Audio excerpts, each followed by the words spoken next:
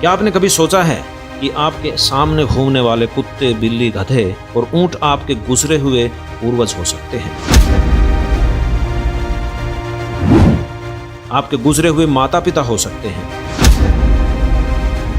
आपके दोस्त हो सकते हैं, आपके रिश्तेदार हो सकते हैं। चौंकिए मत और गहराई से सोचिए। क्या आप जानते हैं पूरी पृथ्वी की आबादी से 20 गुना ज्यादा भूत प्रेत इस पृथ्वी पर है? क्या आपको मालूम है कि कुत्ता, गधा, सांप, बिच्छू बनकर आज जो कष्ट उठा रहे हैं, ये जानवर भी कभी हम सब की तरह मनुष्य रहे होंगे? जी हां, साधारण मनुष्य से लेकर बड़े बड़े अधिकारी, मंत्री, यहां तक प्रधानमंत्री भी रहे होंगे। दोस्तों, यह 100% सत्य है कि आज जो अन्य प्राणियों, कुत्ता, गधा, सूअर, घोड़ा, बिल्ली, मच्छर, मक्खी की जूनियां भोत रहे हैं, वे कभी मनुष्य थे। अब आपके मन में यह संदेह हो रहा होगा कि ये फिर से आज मनुष्य क्यों नहीं है। लेकिन हम आपको बता दें कि इन्होंने एक ऐसी गलती कर दी जिसको धर्मराज भी क्षमा नहीं करता। जो गलती भूत प्रेत, कुत्ता, बिल्ली, गधा बनने वालों ने कर दी, वो आप मत कर देना। क्या है वो गलती? दोस्तों, आप सबने यह तो सुना ही होगा कि कोई वस्तु जो लाभदायक होती है, परंतु उसके गलत इस्तेमाल से वह नुकसानदायक भी हो सकती है। कुछ ऐसे ही सही वस्तुओं का गलत इस्तेमाल इन प्राणियों ने कर दिया, जो समायोग्य नहीं है। आप सभी को मालूम है कि भक्ति करना अनिवार्य है, परंतु यहां हम कहेंगे कि भक्ति करना बहुत ही अनिवार्य है। भक्ति से ही हमें हर प्रकार के लाभ मिलते हैं, और अगर भक्ति ही नहीं की तो हानि भी हो सकती है, अनेकों पाप भोगने पड़ सकते हैं। आप सभी ये सोचते हैं कि आप जो भक्ति करते हैं, इससे आपको केवल लाभ मिलेगा, आपकी मनोकामना पूरी होगी, आपको सुख मिलेगा, प्रभु का प्रेम मिलेगा, स्वर्ग में निवास होगा या परमात्मा प्राप्ति होगी। लेकिन क्या आपने कभी यह सोचा है कि इससे आपको नुकसान कितना बड़ा होगा? आपके मंदिर जाने से, मस्जिद, चर्च जाने से आपको क्या नुकसान हो रहा है? जरा गौर कीजिए कि आप इतनी भक्ति, साधना, व्रत, उपासना भी कर रहे हैं, फिर भी आपको नुकसान क्यों हो रहा है? आप दानी हैं, महादानी हैं, आप हिंदू हैं, मुस्लिम हैं, लाखों लोगों को खाना खिलाते हैं, गरीबों को कपड़ा बांटते हैं, पर आपको यह जानकर बहुत आश्चर्य होगा कि यह सब व्यर्थ है। इससे परमात्मा प्राप्ति नहीं होगी, इससे लाभ नहीं मिल सकते। इस समय आप सबके मन में एक ही प्रश्न होगा कि आखिर क्यों? दोस्तों, आखिर हम भक्ति तो इसलिए करते हैं ताकि हमें लाभ मिले, हमारे कष्ट दूर हो, हमें सुख प्राप्ति हो, हमारी गति हो। परंतु जब यही सारे लाभ हमें नहीं मिलेंगे तो भला इस भक्ति साधना का क्या लाभ? अर्थात ये साधना बिल्कुल व्यर्थ है। क्या फायदा ऐसी भक्ति का? अब हम आपको बताते हैं कि हमारी भक्ति साधना व्यर्थ क्यों है। दरअसल आज जो भक्ति हम करते हैं, चाहे कितनी ही कठिन हो, किसी भी धर्म की हो, वो शास्त्र विरुद्ध है, और शास्त्र विरुद्ध होने के कारण वो व्यर्थ है। जो शास्त्र विरुद्ध भक्ति करता है, उसको किसी भी प्रकार का लाभ या सुख प्राप्त नहीं होता, अर्थात घोर कष्ट होता है। वर्तमान समय में जितने भी पंथ हैं, वो गलत भक्ति करवा रहे हैं, जिनके कारण हमारे पूर्वज भक्ति करते हुए भी भूत बन गए, कुत्ते, गधे बन गए। ये वही हैं जिन्होंने सत्य भक्ति नहीं की। ये वही हैं जो शास्त्र विरुद्ध मनमाना आचरण करते रहे और अपना मनुष्य जन्म व्यर्थ कर गए, और यही इनकी सबसे बड़ी भूल है। इसे धर्मराज भी क्षमा नहीं कर सकता, और भूत प्रेत, कुत्ते, गधे, कीड़े मकोड़े बनकर उन्हें सजा देता है। सत्य भक्ति न करने की नरक में अलग सजा और अन्य प्राणियों की जूनी में अलग सजा दी जाती है। दोस्तों, यदि आप एक कुत्ते का जीवन देखेंगे तो उसके कष्टों को देखकर आप कांप उठेंगे। दोस्तों, शायद आप में से कुछ लोगों को यकीन ना हो कि क्या वाकई में आज जो गधे, कुत्ते, बिल्ली, सूअर बने हैं, वह भी कभी मनुष्य होंगे। दोस्तों, आगे बढ़ने से पहले इसके लिए हम आपको एग्जाम्पल दिखाते हैं कि महावीर जैन जी के जीव का क्या हुआ। उन्होंने गलत भक्ति विधि की। उन्होंने मनुष्य जीवन में कोशिश तो की कि भक्ति करूं, लेकिन उन्होंने गलत की। तो आइए जानते हैं कि उनके जीव के साथ क्या क्या हुआ, क्या क्या उन्होंने 84 लाख योनियों में भोगा। आइए एक सत्संग सुनते हैं। ओए होए, हे भगवान, अब कलेजा मुंह का होगा पुण्यात्मा जो थोड़ा सा भक्ति मार्ग पर लगा हुआ है। इन साधना करते करते ये ब्रांड मैटी, फिर क्या फायदा इस भक्ति का। कोट जन्म तन भरमत हो गए, कुछ नहीं हाथ लगा रे, कुकर सुकर खरबा बोरे कौआ हंस। अब देखो क्या हालत है। अनेकों भाव धारण किए, उसके बाद अनेकों जीवन धारण किए। 1000 आक वृक्ष के भाव शरीर, 80,000 बार सीप के जीवन भाव, 20,000 बार नीम वृक्ष के भाव, 90,000 बार केली वृक्ष के भाव और 3,000 बार चंदन वृक्ष के भाव, 5 करोड़ बार कनेर वृक्ष के भाव, 60,000 बार वैश्या के शरीर जीवन और 5 करोड़ बार शिकारी, ओह 20 करोड़ बार हाथी और 60 करोड़ बार गधा गधे के भाव। अपने आत्माओं, ये इतिहास उन्हीं का लिखा हुआ दिखा रहा दास, जिससे आपको दृढ़ होगा विश्वास कि सच्चाई ये जो की तो है जो भगवान ने बताई थी कि जो साधना तुम कर रहे हो उससे ये दुर्गति तुम्हारी सदा बनी रहेगी। और जो साधना हम बताएंगे, जो परमात्मा ने बताई है, उससे ये सब झंझट मिटेगा। तो बुद्धिमान ऐसा कौन है जो अभी भी डले डोगा इन साधनाओं को करता रहेगा। जब तक विकल्प नहीं था तो मजबूरी थी, अब रास्ता मिल रहा है फिर भी ग्रहण नहीं करते, तो ऐसा शायद ही कोई होगा। अब ग्रहण करनी पड़ेगी यह साधना, इसलिए प्रमाण दिखाए जा रहे। 60 करोड़ बार गधा गधे के भाव और 30 करोड़ बार कुत्ता। हे भगवान, ये तो एक का बतेरा, इन दोनों में एक एक जीवन है। सारे पानी फिर जाए देवता वाले जीवना पे, बाढ़ में जाओ देवता पर, जब गधा बन के खड़ा हो क्या देवता रह गया, फिर उसकी क्या इज्जत रहेगी, क्या सुख रहा उसको। तो अब दया होगी परमात्मा की आपके ऊपर। अब देखो 60 करोड़ बार गधे के भाव, 30 करोड़ बार कुत्ते के जीवन भाव, 60 करोड़ बार नपुंसक के जीवन हिजड़ा बनकर रहा, 20 करोड़ बार स्त्री के जीवन, 90 लाख बार धोबी, 8 करोड़ बार घोड़े के जीवन और 20 करोड़ बार बिल्ली, 60 लाख बार गर्भपात से मरने। ओहो, माँ के पेट में मर गया, गर्भपात हो गया। ऐसे भी मनुष्य जीवन है जो गर्भपात होकर ही पूरे कर जाते हैं। अब आगे क्या बताते हैं देखो। और 80 लाख बार देव पर्याय को प्राप्त हुआ। केवल 80 लाख बार तो देवता बना और बाकी 20 करोड़ बार बिल्ली, 60 करोड़ बार गर्भपात से मरण और 60 करोड़ बार गधा, 30 करोड़ बार कुत्ता, 60 करोड़ बार नपुंसक, 20 करोड़ बार स्त्री, 90 लाख बार धोबी, 8 करोड़ बार घोड़ा और 80 लाख बार देवता बन गया। चाट ले उस देवता के पद ने, तो कितना बन गया वो देवता बनकर फिर गधा बना। बताया क्या प्रोसीजर हुआ है तेरा गजब।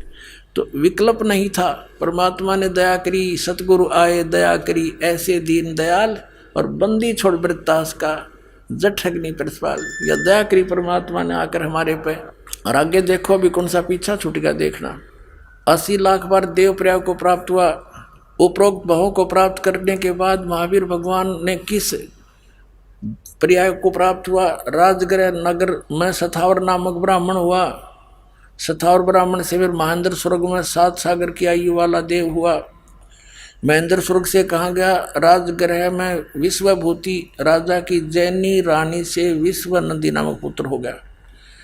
वहाँ से महाशुक्र स्वर्ग में देव हुआ। महाशुक्र स्वर्ग से कहा गया त्रिपृष्ठ नामक नारायण हुआ। त्रिपृष्ठ नारायण से फिर महावीर भगवान का जीव कहाँ गया, 7वें नरक में गया, फिर नरक में डाला गया।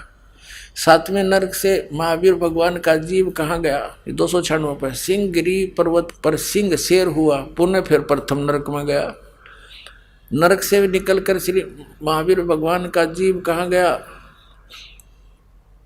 हिमवान पर्वत शिखर पर सिंह हुआ। वहाँ उसे एक अजिंत एवं अमित गुण नामक मुनिराज ने संबोधित किया। सिंह का जीव किस पर्याय में गया, सौधर्भ स्वर्ग में सिंह केतु नामक देव हुआ। ये सारा कुछ करता करता फिर यहाँ आ जाते हैं, हम थोड़ा सा शॉर्ट करते हैं। यहाँ बता कि सहस्र स्वर्ग से महावीर भगवान का जीव कहाँ गया, जम्बू द्वीप के छतरपुर नगर में नंदीवर्धन नामक राजा की वीरमती रानी से नंद नामक पुत्र हुआ। नंद का जीव कहाँ गया? पुष्पोत्तर विमान में देव हुआ और उसके बाद 24 में तीर्थंकर महावीर भगवान हुए। और श्री महावीर भगवान के जीव ने कितने पाखंड मत चलाए? 363 पाखंड मत चलाए। बताओ भाई। अब इसका निष्कर्ष निकालते हैं थोड़ा सा। राजा ऋषभ देव जी से दीक्षा लेकर के मारीची ने साधनाएं की, वो वेदों अनुसार साधना है और ब्रह्म तक की साधना है। ब्रह्म और परब्रह्म और ब्रह्मा विष्णु महेश अन्य इन तक की जो पूजाएं हैं, उनसे जैसा कर्म प्राणी करता है दोनों भोगने पड़ते हैं, उसमें कोई परिवर्तन नहीं हो सकता। राजा ऋषभ देव जी से दीक्षा लेकर के मारीची ने साधनाएं की, वो वेदों अनुसार साधना है और ब्रह्म तक की साधना है। ब्रह्म और परब्रह्म और ब्रह्मा विष्णु महेश अन्य इन तक की जो पूजाएं हैं, उनसे जैसा कर्म प्राणी करता है दोनों भोगने पड़ते हैं, उसमें कोई परिवर्तन नहीं हो सकता। तो जिस आधार से वो पुण्यात्मा पुण्यों के आधार से स्वर्गों में गया, देवता बना 80 लाख बार, और फिर गधा भी बना, कुत्ता भी बना, 60 करोड़ बार गधा, 30 करोड़ बार कुत्ता, रोते गिनती नहीं। ये दशा तो उस पुण्यात्मा की है जो शास्त्र अनुकूल साधना, वेदों अनुसार साधना कर रहा था। क्योंकि वेदों में कंप्लीट स्पिरिचुअल नॉलेज नहीं है। चारों वेदों का निष्कर्ष श्रीमद् भगवद गीता है। श्रीमद् भगवद गीता अध्याय नंबर 4 के श्लोक नंबर 32 और 34 में स्पष्ट किया है कि सच्चिदानंद घन ब्रह्म ने अपने मुख कमल से आकर जो ज्ञान दिया है, उसमें कंप्लीट स्पिरिचुअल नॉलेज है, संपूर्ण अध्यात्म ज्ञान है और वो तत्व ज्ञान है। चौथे अध्याय के 34वें श्लोक में कहा कि उस तत्व ज्ञान को तू तत्वदर्शी संतों से जाकर समझ। इससे सिद्ध है कि गीता ज्ञानदाता भी कंप्लीट ज्ञान नहीं बता पा रहा, उसने ऑप्शन छोड़ दिया है, तत्वदर्शी संतों से पूछो। ऐसे यजुर्वेद अध्याय नंबर 40 के मंत्र 10 से लेकर 13 में स्पष्ट किया है कि तत्वदर्शी संत ही परमात्मा की स्थिति को अच्छी तरह जानते हैं, उनसे सुनो। तो इससे सिद्ध हो गया कि जो वेदों में वर्णित विधि है वो गलत नहीं है, लेकिन कंप्लीट नहीं है, उससे जन्म मृत्यु नहीं मिट सकती। इसलिए गीता ज्ञानदाता कहता है 18वें अध्याय के 62वें श्लोक में कि तू सर्वभाव से उस परमेश्वर की शरण में जा और तत्वदर्शी संतों को खोज कर ले, वो बताओगे उसका मार्ग। उसके पश्चात उस परमेश्वर की कृपा से तुम जन्म मृत्यु से सदा के लिए छूट जाएगा, फिर सनातन परम धाम को और परम शांति को प्राप्त होगा।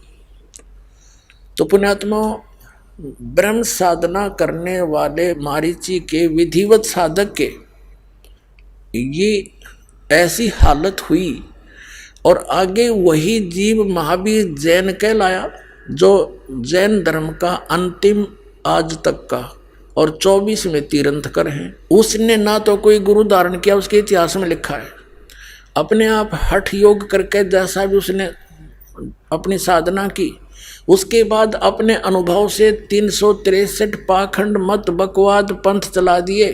अब वर्तमान के जैनी इस महावीर जैन द्वारा चलाए गए पाखंड मतों के आधार से साधना कर रहे हैं। इनकी के दुर्गति होगी तो एक बार भी स्वर्ग ना जा सकते। यो कम से कम 80 लाख बार तो देवता बन गया था। तो दास का उद्देश्य किसी की क्रिटिसाइज करना नहीं है, आपको ये दिखा रहे हैं कि आप जी विष खा रहे हो, इस विष को त्याग कर अमृत खा लो, आपका मोक्ष होगा, आपके बच्चों को भी सुख होगा। साधना गलत कर रहे हो। अब क्या बताते हैं, कोट जन्म तन भरमत होगे, कुछ नहीं हाथ लगा रे, और कुकर सुकर खरबा बोरे कौआ हंस बगारे। कोटि जन्म तू राजा की, ना मिटी न मन की आशा, भिक्षुकों का दर दर घूम लिया, ये मिला ना निर्गुण रासा। ये साधना नहीं मिली। आप ऐसे कठिन साधक भी रहे हो, घर त्याग गए, जंगल में चले गए, नगरी से भिक्षा मांग लाए, सूखी रोटी जैसी भी मिली खा ली, बाकी रखती वहीं पर सूख जाती थी, अगले दिन भेकर खा लेते थे 2-2 3 दिन तक उस एक दिन की भिक्षा से, और जंगलों में अपना टाइम पास करते थे, भक्ति करते थे। उससे क्या मिला कि इंद्र कुबेर ईश की पदवी, ब्रह्मा वरुण धर्मराया, विष्णुनाथ के पुर को जाकर तो फिर भी वापस आया। क्या बताते हैं कि भिक्षुक होके तू दर दर घूमया, मिला ना निर्गुण रासा। ये साधना ना मिलने से, सच्ची साधना ना मिलने से तू ऐसी कठिन साधना करके भी उच्च पदों को प्राप्त करके, ब्रह्मा विष्णु महेश तक की पदवी को प्राप्त करके, इंद्र तक की पदवी को प्राप्त करके भी तू फिर वापस यही जन्म मृत्यु में चक्कर काट रहा है। इसलिए क्या बताते हैं, असंग जन्म तन मर्त्या होगे, जीवित क्यों न मरे रे, द्वादश मध्य मैल मठ बोरे, बोर न दे धरे रे। अभी तक 10वें द्वार पे जोर दे रखा था कि 10वां द्वार पार कर गया बस मुक्ति हो जाती। 10वां द्वार तो इस ब्रह्मांड के अंदर ही रह लेता है, इससे बाहर नहीं, जन्म मृत्यु से बाहर नहीं होता। 12वें द्वार में सतलोक है, 12वां द्वार पार करके जाना पड़ेगा। ये सब ब्रह्मांडों के रास्ते हैं। तो 11वां द्वार 21 ब्रह्मांड को पार करा के परब्रह्म के लोक में प्रवेश कराता है, और 12वां जो द्वार है वो इस अक्षर पुरुष के ब्रह्मांडों को पार करके सतलोक में प्रवेश होता है। तो गरीबदास साहिब जी जो आंखों देख कर आए थे परमात्मा के साथ जा करके, वो बता रहे हैं, द्वादश मध्य महल मठ बोरे। वो महल, वो स्थान, वो मठ, वो स्थान जहाँ जाने के बाद फिर लौटकर संसार में नहीं आते, वो 12वें द्वार को पार करके है। द्वादश मध्य महल मठ बोरे, बहुर न दे धरे रे। वहाँ जाकर फिर जन्म मृत्यु नहीं होती। फिर क्या बताते हैं, असंख्य जन्म तन मर्त्या होगे, जीवित क्यों न मरे रे। दोस्तों, सारे विश्व में आज के समय में सिर्फ संत रामपाल जी महाराज के पास ही वो भक्ति विधि है, शास्त्रानुसार भक्ति विधि है, जिससे आप मोक्ष प्राप्त कर सकते हैं। संत रामपाल जी ही परमेश्वर के वो अवतार हैं जो 84 लाख योनियों के भयंकर कष्ट को और इससे जन्म मरण के रोग से हमेशा हमेशा के लिए छुटकारा दिलाकर पूर्ण मोक्ष प्रदान करके आपको फायदा दिला सकते हैं। अतः आप सभी से ये रिक्वेस्ट है, ये प्रार्थना है कि संत रामपाल जी महाराज जी का ज्ञान सुने और जितना जल्दी हो सके उनसे नाम दीक्षा लेकर अपना कल्याण करवाएं। सत्संग।